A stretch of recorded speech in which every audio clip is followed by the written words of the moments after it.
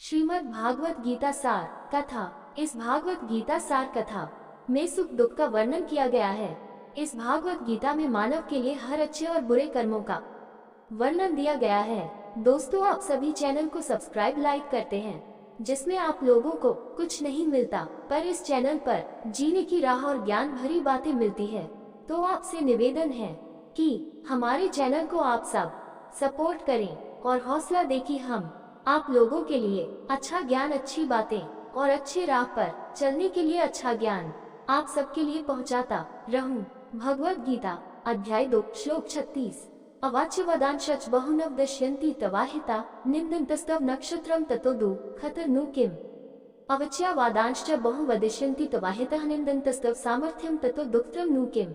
अवाच्य वदान कठोर शब्दों का प्रयोग च तथा बहुन अनेक वदिष्यन्ति कहूंगा, तब आपका अहितः शत्रु, निंदनतः बदनामी, तब आपका सामर्थ्यम पराक्रम, तथा उससे भी अधिक दुखतरम अधिक कष्टदायक, नु वास्तव में किम क्या। अवाच्य वदंश्च बहुवदिष्यन्ति तब अहितः निंदन्तस्तव सामर्थ्यम ततो दुःख नु किम। अनुवाद: आपके शत्रु आपके पराक्रम की निंदा करते हुए निर्दयी शब्दों से आपको बदनाम और अपमानित करेंगे। अफसोस, इससे ज्यादा दर्दनाक क्या हो सकता है। यदि अर्जुन युद्ध से भागने का निर्णय लेता तो न केवल शक्तिशाली योद्धाओं की सभा में अर्जुन का महत्व कम हो जाता, बल्कि उसे अपमानित भी होना पड़ता। श्री कृष्ण निंदा शब्द का प्रयोग करते हैं, जिसका अर्थ है निंदा करना। अवाच्य वदान का अर्थ है हिजड़ा, जैसे कठोर शब्दों का प्रयोग। अर्जुन के शत्रु दुर्योधन की तरह उनके बारे में कई अशोभनीय बातें कहते थे, जैसे उस नपुंसक अर्जुन को युद्ध के मैदान से अपने पैरों के बीच पूंछ दबाकर कुत्ते की तरह भागते हुए देखो। श्री कृष्ण ने अर्जुन को याद दिलाया कि इस तरह का उपहास उसके लिए बहुत दुखद होगा। भगवद गीता अध्याय 2 श्लोक 37।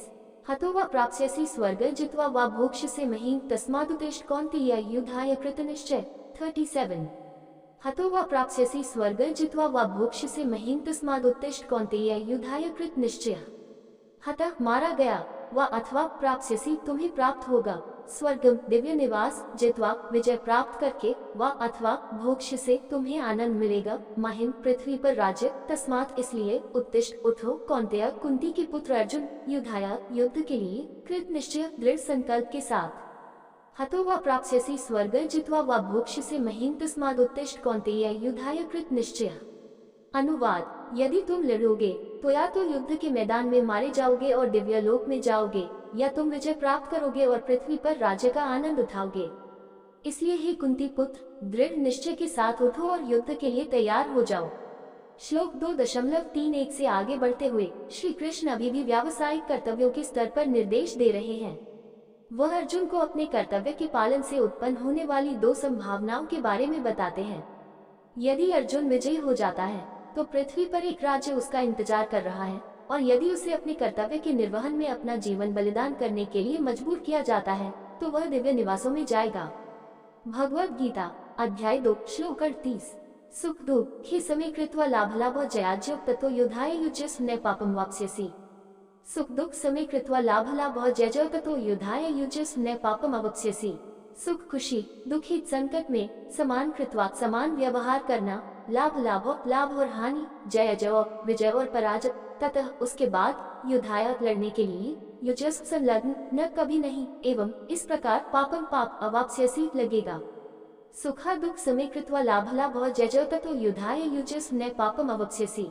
अनुवाद: सुख और संकट, हानि और लाभ, जय और पराजय को समान मानकर कर्तव्य के लिए लड़ो। इस प्रकार अपनी जिम्मेदारी पूरी करने से आपको कभी पाप नहीं लगेगा। अर्जुन को सांसारिक स्तर से प्रेरित करने के बाद श्री कृष्ण काम के विज्ञान में गहराई से आगे बढ़ते हैं। अर्जुन ने भय व्यक्त किया था कि शत्रुओं को मारने से उन्हें पाप लगेगा। श्री कृष्ण इस आशंका का समाधान करते हैं। वह अर्जुन को अपने कर्मों के फल की चिंता किए बिना अपना कर्तव्य करने की सलाह देते हैं। काम के प्रति ऐसा रवैया उसे किसी भी पापपूर्ण प्रतिक्रिया से मुक्त कर देगा। जब हम स्वार्थी उद्देश्यों के साथ काम करते हैं तो हम कर्म बनाते हैं जो उनकी बाद की कार्मिक प्रतिक्रियाओं को जन्म देते हैं। माथा श्रुति में कहा गया है, पुण्येन पुण्य लोकम नयति पापेन पापुभाभ्यमेव मनुष्य लोकम V34। यदि तुम अच्छे कर्म करोगे तो तुम स्वर्गलोक जाओगे, यदि तुम बुरे कर्म करोगे तो तुम पाताल में जाओगे। यदि आप दोनों का मिश्रण करेंगे तो आप पृथ्वी ग्रह पर वापस आ जाएंगे। किसी भी स्थिति में हम अपने कर्मों की प्रतिक्रिया से बंध जाते हैं। इस प्रकार सांसारिक अच्छे कर्म भी बंधनकारी होते हैं। इनका परिणाम भौतिक पुरस्कारों के रूप में मिलता है, जो हमारे कर्मों के भंडार को बढ़ाते हैं और इस भ्रम को गहरा करते हैं कि दुनिया में खुशी है। हालांकि यदि हम स्वार्थी उद्देश्यों को छोड़ देते हैं तो हमारे कार्य अब कोई कार्मिक प्रतिक्रिया उत्पन्न नहीं करते हैं। उदाहरण के लिए, हत्या एक पाप है और दुनिया के हर देश का न्यायिक कानून इसे दंडनीय अपराध घोषित करता है। लेकिन यदि कोई पुलिसकर्मी अपने कर्तव्य का पालन करते हुए डाकुओं के गिरोह के नेता को मार देता है तो उसे इसके लिए दंडित नहीं किया जाता है। यदि कोई सैनिक युद्ध में शत्रु सैनिक को मार देता है तो उसे इसके लिए दंडित नहीं किया जाता है। दरअसल उन्हें बहादुरी के लिए मेडल से भी नवाजा जा सकता है। सजा की स्पष्ट कमी का कारण यह है कि ये कार्य किसी दुर्भावना या व्यक्तिगत उद्देश्य से प्रेरित नहीं है। इन्हें देश के प्रति कर्तव्य के रूप में निभाया जाता है। ईश्वर का नियम काफी समान है। यदि कोई सभी स्वार्थी उद्देश्यों को त्याग देता है और केवल सर्वोच्च के प्रति कर्तव्य के लिए कार्य करता है तो ऐसा कार्य कोई कार्मिक प्रतिक्रिया उत्पन्न नहीं करता है। इसलिए श्री कृष्ण अर्जुन को सलाह देते हैं कि वे परिणामों से अलग हो जाएं और केवल अपने कर्तव्य पर ध्यान केंद्रित करें। जब वह जय पराजय सुख दुख को समान मानकर समभाव से युद्ध करता है तब शत्रुओं को मारकर भी उसे कभी पाप नहीं लगता। इस विषय को बाद में भगवद गीता के श्लोक 5.10 में भी दोहराया गया है। जिस प्रकार कमल का पत्ता पानी से अछूता रहता है, उसी प्रकार जो लोग सभी आसक्ति को त्याग कर अपने सभी कर्म भगवान को समर्पित कर देते हैं, वे पाप से अछूते रहते हैं। आसक्ति रहित कर्म के बारे में गहन निष्कर्ष निकालने के बाद श्री कृष्ण अब कहते हैं कि वे कर्म विज्ञान को विस्तार से समझाएंगे, जिससे कि उन्होंने जो कहा है उसके पीछे का तर्क उजागर हो सके। नमस्कार मित्रों, आप सबका हमारे चैनल पर स्वागत है। दोस्तों, इस चैनल पर सारे वेदों का ज्ञान मिलेगा।